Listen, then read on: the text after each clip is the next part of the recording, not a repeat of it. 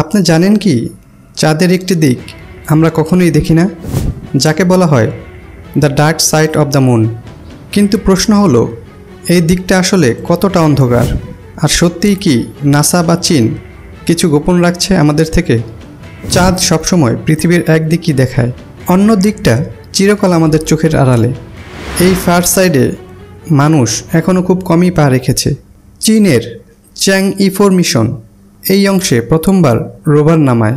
তারা কিছু অজানা ধাতব বস্তুর ছবি তোলে, যেগুলো নিয়ে আজও বিতর্ক চলছে।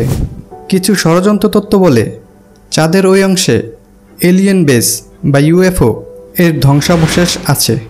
নাসার পুরনো কর্মীরাও নাকি এমন ছবি দেখেছেন। তবে এসব কি গোপন রাখা হয়েছে? কেন? কি এমন আছে সেখানে? আপনার কি মনে হয়, নাসা কি কিছু লুকাচ্ছে, নাকি সবই কল্পনা? কমেন্টে জানান।